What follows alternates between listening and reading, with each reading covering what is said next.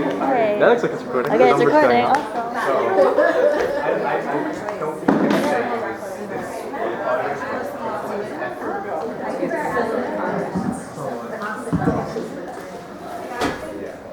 Hi everyone, welcome to our November Kohn Lectures. Woo! Thank you for all coming today. Today you're going to hear from three of our speaking fellows. Up first we have Euan Seow. He is a senior, double majoring in computer science and PPE. With that being said, we'll hand it over to Euan. How's everybody doing today? So good. Fantastic. Okay, great to hear. Well, thank you everyone for coming. I was just introduced, but I'm a speaking fellow here. My name is Euan. It's lovely to see everyone who's come out tonight. Today's conversation, or today's Kohn Lecture, is going to be on the topic of conversational incentives, arguments for a cooperative discourse. This may sound like a somewhat dense title, but hopefully as I get into things, it should be pretty intuitive what it is that I'm talking about. But before I get into things, I should just pose the question that motivated me to present this lecture. When we look at the state of our conversational discourse right now, especially when we consider the sorts of topics which we disagree the most strongly on, the sorts of topics nowadays that we have the most room, therefore, to engage with each other, to learn from each other, and to empathize with each other. When we look at how conversations on these topics are conducted, it tends to feel like these conversations are as fractious as ever before, and growing only increasingly more toxic. It feels like being able to make any headway on these topics just feels impossible, or at least that's how it looks to me nowadays. And when I take a look at, for example, the politics sphere, these are just some random clips from across the political spectrum in which they are portraying conversations that they have with members of the other side. And this doesn't feel very cooperative. This is a problem on both the left and the right, and for basically everyone. But if you look at these headlines, the way that they're describing people on the other side, a lot of it is talking about them being, assuming they're stupid, assuming they've lost the debate. And a lot of this is around this concept of, I'm trying to win, I'm trying to beat you in this argument. But that's not really what we're trying to get out of our conversations, is it? We want to learn, we want to understand, but all that we see here is just making fun of people and trying to show that you've won something. And I promise you that if you opened up most of these videos, it doesn't get any better. If you opened up most of those videos, what you're just going to get is bluster, assertiveness, and an almost performative intellectualism that isn't moving our dialogues further at all. My thesis then, and so what I'm going to be presenting and arguing today, is that we can understand this set of problems, and we can understand how we engage in our conversations through the studies of what I call the incentives of conversation. When I talk about the incentive structure of conversation, what I'm referring to is having an understanding of how the actions that we take during a conversation are going to result in different outcomes happening in this conversation. By studying the incentives of the conversation, hopefully I'm going to be able to show you guys that we're going to be able to get a cooperative outcome, that we're going to be able to find ways for us to get the things that we want out of the conversation by working together. And once I've shown that that outcome is hopefully possible, I'll be talking a little bit about what strategies we can use and practice in our day-to-day life to materialize those gains. But before I get into this, getting into this, the first step is just going to be understanding this at a sort of higher theoretical level. If anyone here has taken an introductory political science class, you've probably seen the model that I'm about to show, but there's a very common model that we use to describe the sort of competitive behavior that we see, and that's called the prisoner's dilemma. I'm not going to get too much into the details of this numerically, but the broad idea of the prisoner's dilemma, or how it's originally and initially usually presented, is that you take two people who are both criminals and say they've worked together and they've committed a crime. Now they've been captured by the police, you're putting them into two different rooms where they cannot communicate with each other, and you're asking them to decide whether or not to tell on the other person about the crime that they've committed. If they both decide to work together in a sense, they can both choose to stay silent, and that's what we call cooperation. If both players stay silent, then both players get off pretty largely scot-free, nothing bad's happened because they have no evidence for the crime. But each player can tell on the other. Each player can choose to what we call defect. When you defect and you tell on the other person, if the other person's told on me and I didn't tell back, then I just am in trouble now. And if I tell I'm dumb, then they're in trouble now. And there's also the universe in which we both tell on each other, and no one wants to really be in that universe because then both people end up with long prison sentences. And so you can kind of see here, yeah, if we both decide to cooperate, we're both happy. If one of us defects on the other, one is sad, one is cool. And we can both choose to defect in each other, and then neither of us comes out very happy. What I'm going to argue is that even though this may seem like an abstract game theoretic model, this is actually pretty applicable to a lot of situations that we have in conversations. And that's why I'm going to talk about this as conversational incentives. Think of, as a very trivial example, think about when you're having a conversation with someone and you guys could choose to interrupt each other when you speak or not interrupt each other when you speak. If we both choose to not interrupt each other, conversation goes smoothly, everyone's happy. But I could probably get some extra licks in if I, interrupt every now and then and throw in my jabs. But at the same time, if you do the exact same thing back to me, then we end up with this annoying, everyone's interrupting each other conversation, and no one likes that. And that's why, that's just an example of how we can get a very, very similar model to the game theoretic model when we just look at our basic features of conversation. But the main takeaway, or why I present this game theoretic model, and the very basic analysis that you get in an introductory political science class from this, is that let's say I'm player A, and so my positions are the rows, and I'm playing against player B, the positions are the columns. If I know that player B's incentive and what player wants to do is to defect on me, and I know that player B is going to interrupt me, then it feels like my best response isn't just to let myself be interrupted, right? It feels like my best response is to interrupt back. And okay, that doesn't feel super great, but what if I try to be cooperative? If I try to be cooperative now it looks like, hey, player B has a really good reason to, free real estate to interrupt me. And so if they're going to start interrupting me, they're going to start defecting on me, then it feels to myself, why didn't I just defect? And that's kind of what it feels like our political conversations and our general conversations feel like nowadays. Because of how this is structured, it feels like we just keep defecting on each other. And once we all keep defecting on each other, it doesn't feel like we have a way out of this. So are we just stuck?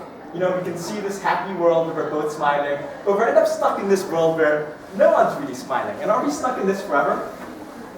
I'm going to argue that we aren't necessarily stuck in this forever, and we can get out of it. How can we get out of it? We can expand the model. Conversations aren't just one-shot interactions. We don't just say one thing to each other and then move on. We have a series of different interactions and conversations, and we may have conversations with the same person over and over and over again. That gives us a longer-term view for us to build up a commitment to cooperation.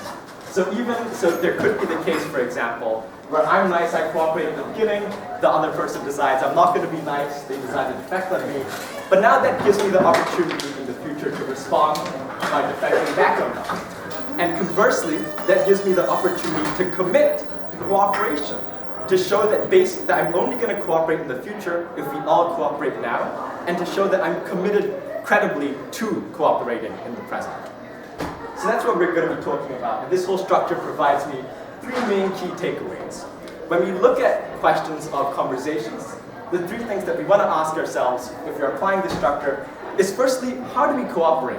When we're trying to make the optimal outcome where we're working together in a conversation, what does that cooperation look like? The second thing we want to talk about is recognizing defection. How do we recognize when there are people that we're conversing with who aren't committed to the same sort of cooperation that we are, and are just trying to win, in quotation marks, the conversation, and how do we respond to that? And then the last bit that this model provides is how do we show our commitment to the model? How do we show to the person that we're conversing with that we ourselves want this conversation to go smoothly, and how do we learn and see in other people that they want the same for the conversations we're engaging in? And so the first way that I'm going to say that we can examine this, or the first case study I'm going to be talking about, is what I call charitability. When I talk about charitability, I'm not talking about everyone donating to UNICEF, though I think that's a great thing to do. But I'm talking about the principle of intellectual charity. What the principle of intellectual charity refers to is that you should always try to interpret other people's arguments as favorably as you can. If someone says something that you don't agree with, the last thing that you should be doing is trying to pick out little issues with their wording, or, oh, you classified this thing wrong, to get back at them. What you want to do is you want to ask clarifying questions, make sure you understand fully what they're saying, and respond to the best version of it is what they're saying. And that's really, really important to cooperation in our conversations. If we aren't charitable, firstly, we show that we're not listening, right? When we exhibit charity, when I show, hey, I've taken everything that you've said and I've understood it and I'm only responding to that, I can show that I'm listening and I'm engaged and I care about the conversation. Conversely, and on top of that, by being charitable, I can engage meaningfully with what it is that they're saying. If you flip positions a little bit, and you can imagine you're having a conversation with someone, and every response to what you're saying, you just feel like is a response to some straw man that's been constructed. You're not going to want to listen to that person. And the important thing is if you want other people to listen to you, and you want that listening to happen so the conversation goes somewhere, you absolutely want it to be the case that they believe that you're responding to what they're actually saying, and not some weaker version of what you're saying. And that's why charity is so important. But on the other hand, if I'm being really nice, and all I do is I keep strengthening your argument and strengthening your argument, and the way that you respond to that is like, yeah, like, my argument's better, I'm smarter than you, boo-hoo. That feels awful to be the person who's trying to be nice. And so you don't want to have that degree of smugness. In fact, I think in general, as a general principle, looking for aha, or I've won moments in conversations, is really making conversations into these sorts of conflict situations which we absolutely don't want, because no one is going to take anything positive out of a situation where they think they're conflicting with someone. And so the key thing then is also you don't want to be smug, because smugness is metaphorically defecting in this situation. And the last thing is showing that we are committed to the conversation. We can do by listening, by showing that we're empathetic and showing that we care, and that's what the principle of charity is strongest for showing that we are committed to a cooperative conversation. The second principle I'm going to be talking about is the importance of credibility. Credibility, in this case, is slightly funkily phrased. I couldn't think of a better word for this. But when I talk about credibility, I'm talking about at least being candid about how sure you are about things. It's not the case for most people at the very least that we are 100% sure of everything that we've encountered in our life. If that's the case for you, fantastic. I certainly can't say it's the same for myself. And it's a really, really important feature to be able to explain that and to be able to tell people, hey, I'm not super sure about this. We want that to be a feature that we allow in our conversation. The challenge, though, back to the matrices, is if I decide, let's say me and another person who I'm having a conversation with, both of us aren't entirely sure about a fact, but both of us are disagreeing about it. We can choose to be honest, and we can choose to, what I'm going to call hedging, and we can choose to hedge and say, yeah, I'm not entirely sure about this, but I think it's the case. Or we could respond with bluster and just assert it to be true. We can just say, yeah, I know this is the case. It may not be the case that we believe it, but we can choose to assert. It seems great, right, if we both choose to hedge. But if I come forward and I'm like, oh, I'm not entirely sure about this, and the other person I'm talking to is, oh yeah, but I am, I come across looking worse here. And so the problem is if we're in a world where everyone is assertive, in much the same way the prisoner's dilemma sort of forces us into defection rather than cooperation, if everyone asserts, we get this world where people can't be honest about how sure they are about things, because the only thing that they could get out of doing that is losing the conversation per se. And that's why I talk about credibility as cooperative. It functions much like cooperation does in the prisoner's dilemma. And it's really important for us to be able to express this candid credibility because we want to learn things from conversations. And if we go into our conversations and all it is that we're doing is just bluffing and bluster, we're not going to get anywhere. And that's why we really, really want this credibility to be a feature of our conversation. But we can't get it when people are asserting excessively and therefore defecting. But lastly, what I'm going to say is that we can build up that trust. We can show to people that we are people who are candid about our credibility rather than people who assert willy-nilly, just by being candid about your credibility. I think if you meet someone, I feel like almost everyone has met someone who is always too sure about the things that they say. And everyone picks up that these people are like that, right? You don't want to have that reputation. And it's very important for us to allow people to have the reputation that, hey, I'm clear about how confident I am about things. If I'm not sure, I'll tell you. That's an important reputation to have. That's how you can show that you're committed to cooperative discourse. And that's the importance of credibility as a whole. we can also take this model and we can apply it to a lot of other features of conversation. I'm not going to go through all of them because I feel like you get the point by now, but it's very applicable to getting personal and going to personal attacks in a conversation, interrupting each other, raising your volume, so on and so forth. If we want to reach cooperative outcomes with this, we also have to be willing to commit to cooperation. But I've given you all of this, and if you've listened and you've paid attention, it sounds like what I've said is, oh, we should be really, really nice to the people that we're arguing with to be charitable. And then we should be like not super confident all the time. And you're like, how do I get anywhere in a conversation if that's all that I'm doing? There's a set of conversations, right, that are really near and dear to all of our hearts, that we want to move the needle on and we want to make progress for fighting for. And sometimes it feels like if we're being too nice, how can we get anywhere in these conversations? I'm going to talk a little bit about how we can still have very, very meaningful disagreements, even while being cooperative. And I posit, to be honest, that if we actually want to get anywhere in our conversations, we almost don't have a choice but to be cooperative. I think that this cooperation is one of the most powerful tools that we have in order to move the needle on our discourse. And so the first thing I'm going to say that we want to try to do is to find what are the things that we have in common between each other. A study that I read that I thought was very interesting to demonstrate this point on common values is they did a study on what conservatives versus liberals in the United States tended to care about. What they found wasn't necessarily like an absolute difference in the amount of empathy between conservatives and liberals, but they found a difference in where that empathy was directed. Conservatives tended to care most about the people closest to them, their families, their communities, their countries. Whereas for liberals, their care was pretty uniformly distributed. They care about everyone in the world, regardless of their background. And we can see value in both of these positions. I think both of them are important. But if you want to get anywhere in a disagreement with someone else, you can't do it on your own terms. You can't convince them of your own values in the same conversation, unless you're a really well-spoken guy. It's just too much to come across. If you want to be able to find a compromise, you have to do it on the basis of the values that you both agree on.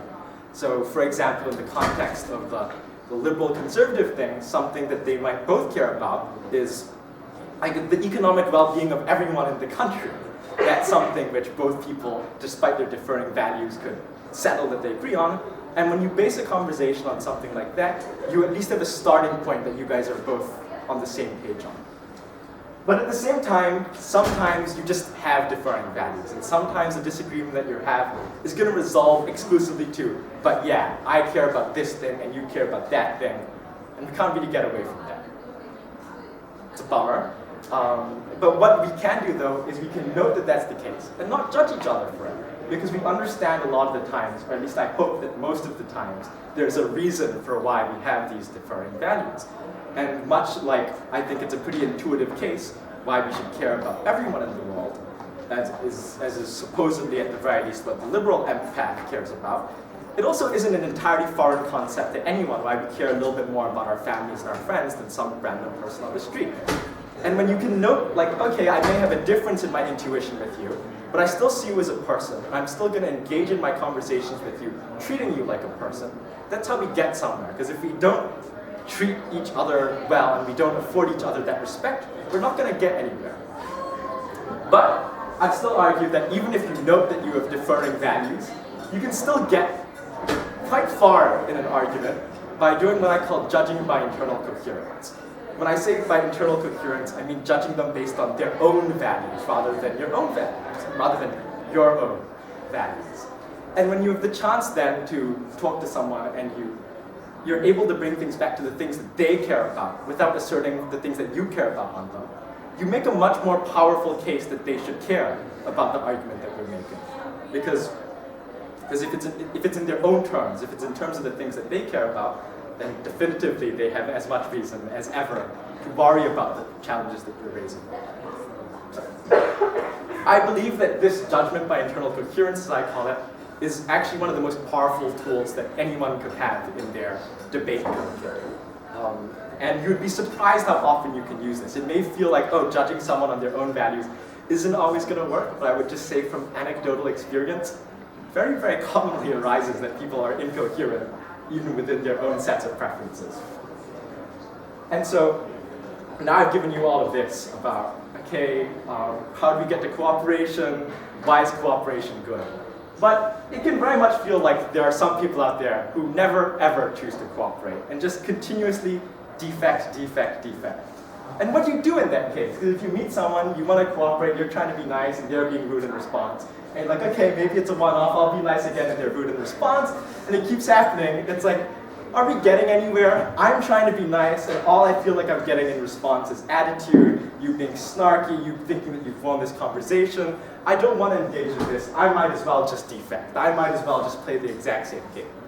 That's what it feels like sometimes. When you're up against someone who only defects, at least from a game theory perspective, the best course of action is to only defect in response. So are we done? No choice? Okay, we just, against the people who are not kind, we just be not kind in response and that's it? Is it possible for us to do anything else? And there's some other options that we can do, but neither of these are particularly enticing, right? We can choose to disengage, stop talking to the person. And I guess if someone is truly being just rude to you at every turn, I would ask why you're engaging with them. So disengaging, I think, is a fine option. The second thing that you could do is you could punish, and by punish, I just mean win the debate and argument. And I can't give a generalized method on how to do that, but I'd love to work on it with you in a session. But neither of these feel like particularly good options, and both of these feel like, okay, if you're up against someone who keeps defecting, we have no choice but to defect ourselves. That might be true, but what I would posit as a last thing is that that's not a reason for us to be the people who defect. Because much in the same way, the only response to someone who is defecting is to defect. If we ourselves choose to defect, the only response that we leave others is to do the same back to us. And no one wants that, right? We don't want to be in this world. So therefore, if we want to be in the world in which we are cooperative, if we want to be in a world in which our discourse is fixed and we can argue towards things purposefully and meaningfully, we want to be the people who are willing to cooperate in the first place. Thank you very much.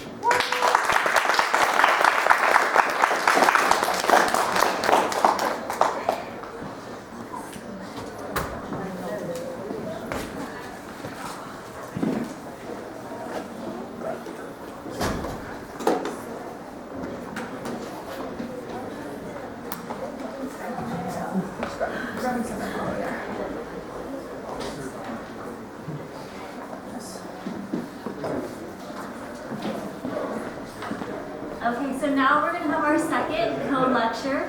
This one will be a duo given by Sarina Trivedi and Willow Nagai.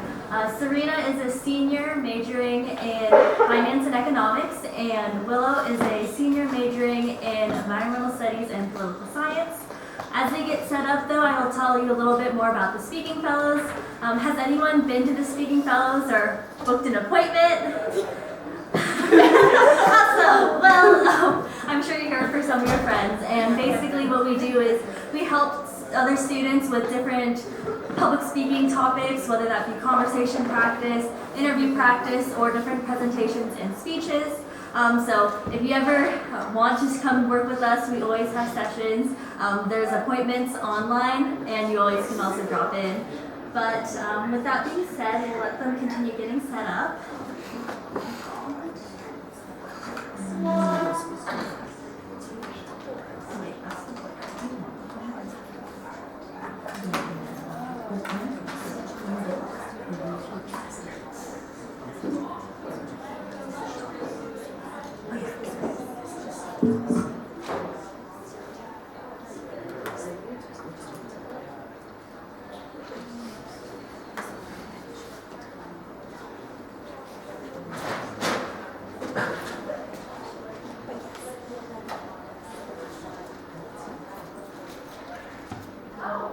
Okay, testing some microphones.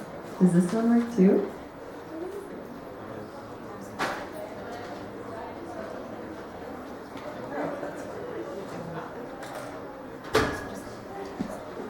Okay, everyone, thanks for your patience as we were transitioning the technology over. So, welcome to part 2 of our Kohn lecture. This is Hello Your Way, Communicating Across Cultures. So I'm Willow. And I'm Sarina.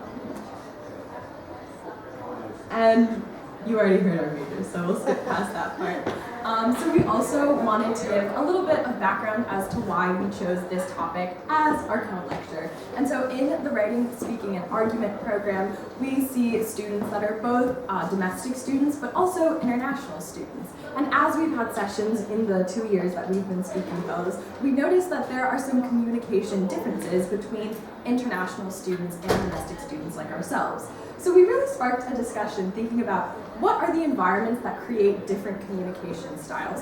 What products of an environment make one sort of, how do they situate themselves as a unit that's part of a greater whole, and how does that affect their communication styles? So that was sort of the basis of our inspiration for why we wanted to give this presentation, and we're excited to share what we found with you.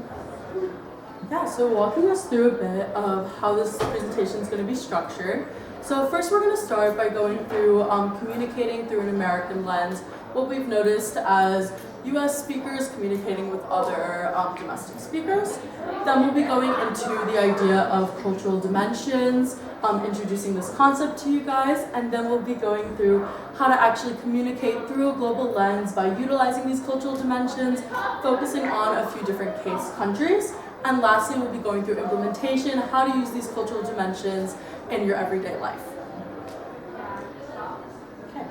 So starting us off with a US lens on more of a personal stage. So one thing that all Americans love to do is talk about themselves. So no one wants you to dominate the conversation. So it's really important to make sure that you're asking the other person about themselves, and not just going on a whole monologue. Making sure that the conversation is free-flowing, switching back and forth. Those are some things that are really important in everyday conversation, but also specifically towards people in the US and how they speak. Additionally, American speakers tend to have a larger personal space bubble. So if you start to walk towards someone, they might get a little bit afraid, maybe feel a little bit awkward by that, and probably try to take a little bit of a step back. That's just something to keep in your mind as you're talking to people of other cultures who maybe have different levels of personal space than yourself. Additionally, American speakers tend to talk with a louder voice. I don't know if any of you have ever heard a European or someone else be like, oh yeah, I know the Americans are coming, I can hear them halfway down the hall. Americans just tend to speak in a louder voice, and so that's just also something to keep in mind when you're maybe working with other students from different cultures or talking with other people who maybe don't project as loudly as you. Additionally, I think something that everyone appreciates regardless of the culture is being present and being mindful. So in a lot of conversations, putting down your phone, being really present in the space and excusing yourself to take a phone call, or even being like, oh, sorry, I gotta respond to a text for a second, I'll be right back. Awesome. So now we're going to look at it from more of a professional lens. But we do want to keep in mind that these also apply to the personal side of conversation as well. So the first thing is eye contact. So here in the US, we love our eye contact. We want to feel like we're being engaged with. So that's whether if you're in an interview, a networking session, or in a team meeting with your colleagues at work. If you aren't looking someone in the eye, they might feel like you're disengaged.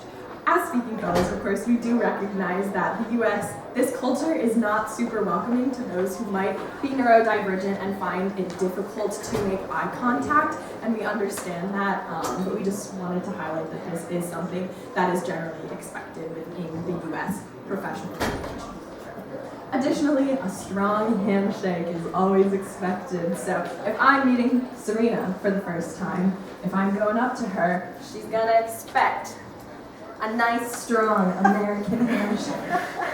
Now, it can feel very awkward as someone who, I kind of have like warm, sweaty little hands, so sometimes when people are like walking up to me, I'm like, make sure that I'm like, have my like nice, good, firm handshake, but that is something that is a big part of US communication culture. Additionally, informal accessories are generally not regarded well, so whether that's like taking off your baseball cap, obviously we're in Rochester, it's very cold, so like we have beanies, gloves on a lot of the time, but it might be regarded as a little awkward if I went in for my handshake with Sarina with a glove on, things like that. If you bike to work and you walk in with your helmet still on, that might be regarded as a bit odd as well, so keeping those things in mind. Timeliness of responses is another big one. So of course, Email culture is huge in the US, so if you have a pressing email at 9 a.m., they're probably not going to love if you don't respond to that email until the next day or 48 hours later. So keeping in mind that like a 2 to 3 hour time window is generally regarded as polite. And finally, small talk. You love it, you hate it, maybe you don't really care for it, but in the US, it is considered polite, generally, even if you're like in the elevator with a colleague or you get to a meeting a little bit early. I love being early, but then you're sitting there, maybe some new people walk in, it might feel a little awkward if you're just like sitting on your phone, not interacting with other people. They might consider it rude. So those were all things that me and Sarina sort of brainstormed as we were thinking of what do we think as good American communication. But we wanted to also analyze it from a slightly more like research-based perspective. What are the communication differences across cultures? And that's how we ended at these cultural dimensions. So, show of hands, has anyone heard of these before? Thanks, Euan. Yes.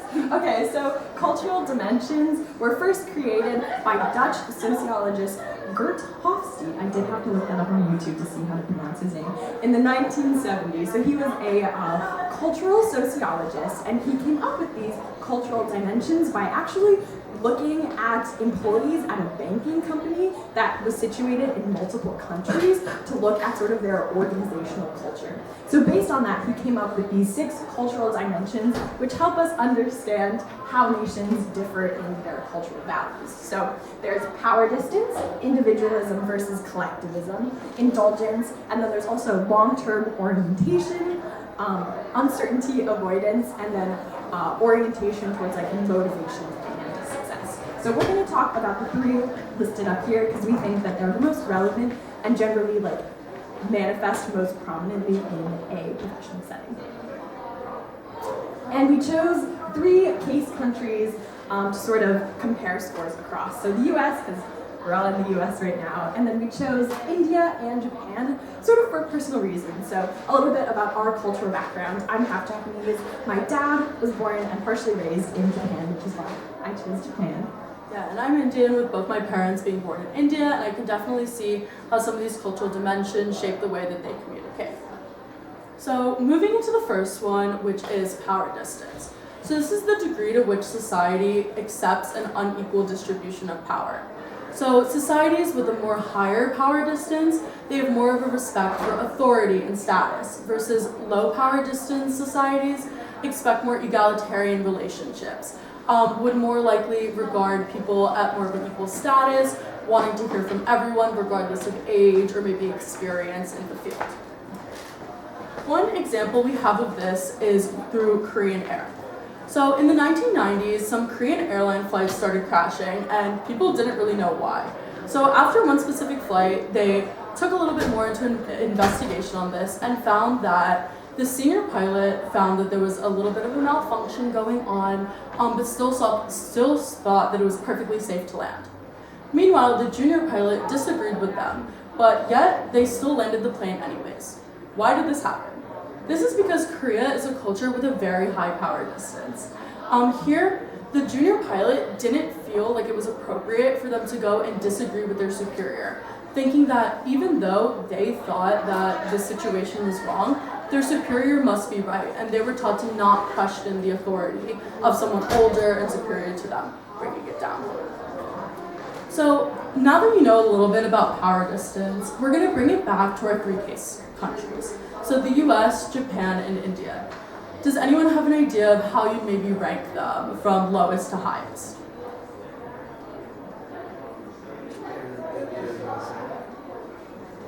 Yeah, okay. It's a good one. Yeah, with Japan more towards the highest and the US towards the lowest. Anyone else have any ideas? India pretty high. India higher? Mm-hmm. Okay. Let's see. So India and Japan are definitely much higher than the US, with India being at the highest overall. So this may or may not seem surprising to you guys, but overall, if we kind of talk a little bit about communication style throughout these different countries, in the US, as you might think, dialogue is a lot more direct and open, with people feeling comfortable communicating across all different levels. Japan, it's a little bit more formal. There's a little bit more of a respect thing in group discussions, but everyone still wants to hear each other's opinions, just maybe taking it a little bit more formal, waiting for your turn, things like that. In India, it's a lot more formal, taking it even a step up. These group discussions aren't as much valued, and instead it's more of someone in leadership, someone higher up, maybe a couple people making a decision, and that kind of just getting passed down this chain of command, and people below them kind of just agreeing with it, not really taking the time to question it. Additionally, we can take this to more of a professional setting in an employee-manager relationship. So in India, like we were talking about, this idea of kind of almost like loyalty, you're not going to question what they're saying. So the subordinates aren't really going to question the authority. Versus in Japan, there's maybe a little bit more of an idea of some conversation, but still, being a little bit more hesitant to throw out some new ideas, maybe taking your time to think about it a little bit more and bringing it up in a more formal setting. Meanwhile, in the US, a lot of times people still do have respect for their boss, but if they come up with a more innovative solution or think that they could do something better than how they were instructed or that their boss told them to, they're more than likely to just bring it up to them, be like, hey, I think we could do this better like this, and it's a lot more of an informal setting with them being able to kind of openly talk about this. All right, so now we're going to move on to our second cultural dimension, individualism versus collectivism. So as the name might suggest, this is the balance of individual versus group interests. So in an individualist society, there is a strong emphasis on sort of personal ability and liberty to do as you please. So if we think about this in a work setting, if you are in an individualist society, you might be really, really concerned about making it to like the highest position of power. So let's say you are in a team of equal peers and you really want that promotion, but you know that there's someone who wants it even more than you. In an individualist society, you might be a little bit more willing to potentially step on their toes to reach that promotion because you care most deeply about your personal goals. In a more collectivist society, you might be willing to put aside your personal sort of wants and needs because you know that that other person really, really wants that promotion. And in that collectivist society, there's a stronger emphasis on maintaining that group. So, based on these descriptions, do we have any ideas if we were to rank 1, 2, 3, 1 being the most individualistic and 3 being the most collectivist, where are 3 countries in rank? India, Japan, and the US. Just throw out your guesses. US very individualist. US very individualist. Thumbs up if we agree with that. Any ideas for guess number 2? Yeah. Japan number 2. Thumbs up, thumbs middle. Okay, and then India as the most collectivist. Okay, let's see what the data says.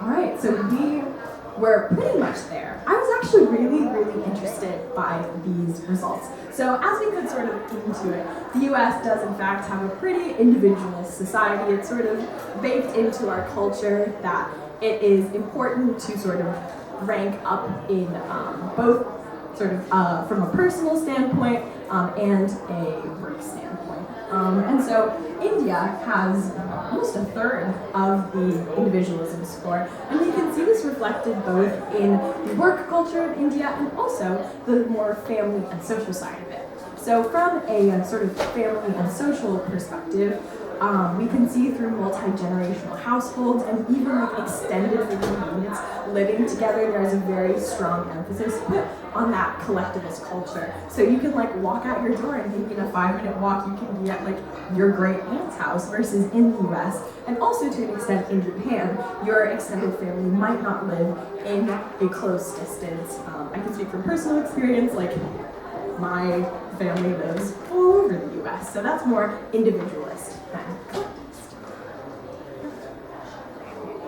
And lastly, we're going to talk about indulgence, which I think is kind of the most fun. So indulgence is sort of defined as how much emphasis we put on our free time. So in a more indulgent society, there is higher emphasis on the sort of sanctity of free time, having hobbies, doing things outside of work, versus in a less indulgent society, they're generally a little bit more constrained in how they want to spend their free time. So I'm going to ask for some audience votes again. Where do we think? 1 being most indulgent society, 3 being least indulgent society. What are our votes for most indulgent between the US, India, and Japan?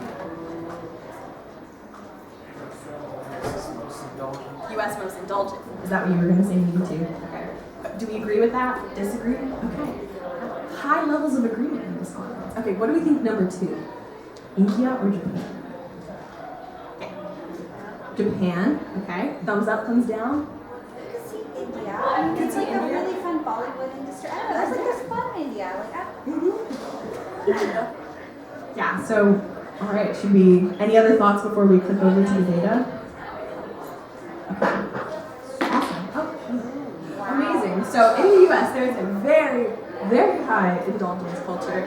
And so if we think about our workplaces, a lot of the times, I mean, there are some industries, like Sarina's going into banking, and good luck on your 60-hour work weeks. But a lot of other industries, if you have a 9 to 5 at 5 p.m., the laptop is shut. You're on your way home. That time is yours and yours alone to walk your dog, get a meal with your significant other, as well as, I think in the US, we were sort of talking that there's like a strong hobby culture. People want to have hobbies outside of their job, whether that's like going running or like knitting. There's a strong emphasis on like being a person outside of your job and work. As opposed to Japan and India, there is, I think, less indulgence. So in Japan, there is kind of a silly saying that you are a machine to your job. So it's very common in Japan to get to work very early, I mean like 6 or 7 a.m. and to work, and to work sometimes 9 to 10 p.m. And that's considered, and that's not like going home at 5 and then you like open your laptop and you keep working. It's like you are sitting in your desk chair doing an assignment until 10 p.m. And so there's just less free time, and that free time is often spent doing things like eating with your family or even like cleaning up. There's like a very strong culture of like keeping tidy spaces in Japan. And then in India as well, we see that same sort of thing where there is generally less indulgence. So moving on from now learning about the 3 different dimensions, so a little bit more of this implementation, how can we apply these to our day-to-day lives? So these cultural dimensions can kind of help us understand why communicating across different cultures can sometimes be a little bit awkward or maybe seem a little bit weird, because people just grow up with different values and kind of just like see things a little bit differently. So these dimensions can be used to our benefit to have open conversations with people about how to use these differences in both a professional and a personal setting. So the next time you go over to someone's house who's maybe from a different culture than you, and you realize how their relationship with their family is different, maybe they treat their parents a different way than you, maybe now you have a little bit more of an understanding of where that comes from, and you can follow in suit with whatever level of respect or communication that they use in that family setting. Also from a professional setting, if you're talking to someone on a team meeting in the future, or maybe even going on a work trip with someone who seems like they're from a more collectivist area, and they want to talk to you, they're small talking, they maybe extend the offer, hey, let's go grab lunch or dinner, I'd love to get to know you more. Go take them out on that offer. They actually want to get to know you, and they're not just doing this out of an obligation. Additionally, if maybe you're talking to someone in a culture with a little bit of a greater power distance, and you maybe have a little bit of a disagreement, you want to have some friendly communication about that, maybe you want to word your phrases a little bit more formally, keeping in mind that maybe this open dialogue isn't something that they necessarily share, and while they still want to hear your opinions, you might just have to phrase it a little bit differently. So, with that being said, we just wanted to ask the audience if now that you guys have learned a little bit about cultural dimensions, if there's anything you guys have noticed in your own lives that you think could apply to this framework. I think even within the US, I'm from the South, and I think we have a different communication style than like Northern America as well. Like, I think there's also a greater power distance in the South of like you call everyone older than you, like ma'am and sir, and manners are like, even if you don't mean it, it's like a formality, like you should say please and you should say I'm sorry, even if you're not sorry. There's like this interesting culture of having to do things to, I don't know, like No, definitely. It's interesting to see how it's like not just through different countries, but also like within your own culture. Anyone else? Oh. That being said, some things to kind of keep in mind when you're communicating with people maybe from different parts of the country than you, different parts of the world than you, either in your personal or professional lives. So yeah. Thank you so much.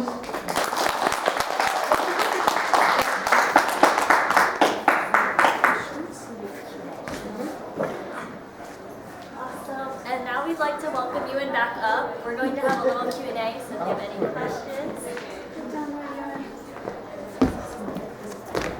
Oh, yeah.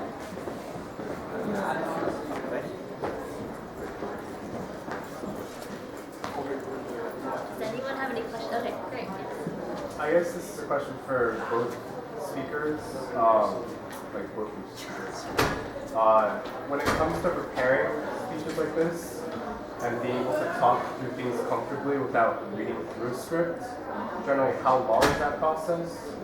Like, does it vary? Is it like a set number of hours, or is it over across a number of days? What kind of time? Yeah. So this is our second Kohn lecture. Me and Sarina have done it together. Yes, we are veterans. And I think it depends on the topic, actually. Our Kohn lecture last year, I think we felt a little less comfortable with it. It was also our first time. So we spent like days and days and hours and hours. Probably like a full week ahead of time. We were thinking, scripting, like we have the script printed. Yeah, like full done out. Everything done out. So that probably took maybe twice as long, honestly, this time around. Fun. This time we were like excited about our topic. We like felt like it came together pretty quickly. We actually didn't even really create a script. We were just like, we're gonna talk about it. Because it also came from like a personal perspective as well. So I think it depends on the topic, but I'd say we probably put like maybe 5 to 7 hours of work, but it can range probably up to like 10 or 12. Yeah, and for myself, I think I was fortunate that the topic that I'd selected was one that I'd given a lot of thought to and was a topic I was passionate about already. So I didn't write a script for this either. It took me a little bit to put together the slides, and I rehearsed it. I think I ended up rehearsing it 3 times on my own, and each time when I'd go through the slides, I could note like, oh, this part I don't think I'm being clear, this part I need to bring in these examples, and that I would write down. But I'd write down more just to memorize it, just to get it out of my brain on paper, more than it was to actually like have a script I referred to. I think ultimately though, putting together the slides and spending the time to brainstorm what were the exact notes that I wanted to hit, that I spent quite a while on this presentation. I'd estimate maybe, closer to like 10-ish hours, but I don't have a very good For the record though, he was nerding out about this. He was like texting me about how much he was loving doing this. Yeah. How much does movement play into your ability to like speak in front of a crowd? Like being able to move around the space, using your hands, like things like that. I think movement plays a really big role in kind of like talking, especially in a bigger audience setting. We talk a lot about like hand gestures and even using specific movement like across the stage, like how me and Willow shook hands, or like stepping forward when I was talking about like a personal space bubble. I think like things like that, especially when you're emphasizing major important points, kind of bring the audience like focus a little bit more in. And overall, just like movement kind of helps you keep the presentation engaging, but we generally say to try to keep like hand gestures towards a little bit of a box. So you kind of go like shoulders to hips almost, like general hand gestures are over here, and when you're emphasizing, you can kind of go out here, make them a little bit bigger. I think for myself, I know I move a lot when I'm on stage, but that tends to be more because I pace when I think, and especially since I didn't have a script, I'm just thinking through things and speaking, so I end up walking a lot. But I think I also feel when I'm at a podium and I have to stand still, I can do it, but I feel almost trapped, it feels like you've got to move. And so I prefer having an open space like this. Any last questions?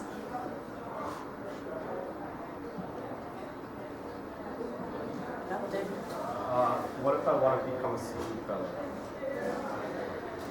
You can't be a senior. Yeah, you're a senior. I figure. But ignore that. Oh, if you wanted to be a speaking fellow, I think every fall, at around the beginning of the semester, for maybe the first 2-ish months or so, we have applications that are open. There will be a quick interview process. You'll do a personal interview with one of our lovely speaking fellow leads over there. And then thereafter, you guys will have a group session, which is usually with some of the existing speaking fellows. And then thereafter, we get a cohort. Depending on how many speaking fellows we have even each year, we'll get the cohort to replace them. And then we have a class in the spring where you get trained for an entire semester on all things regarding tutoring, non-directive tutoring specifically, and general public speaking skills. And if anyone is actually interested in applying, I recommend following the Speaking Fellows on Instagram because it can be tough to miss like flyers that have the deadlines on it, but all of it's always on the Instagram. So you could always follow that and then you'd find out about information sessions, application deadlines, something like that. Anything else? Well, thank you guys so much. Thank you.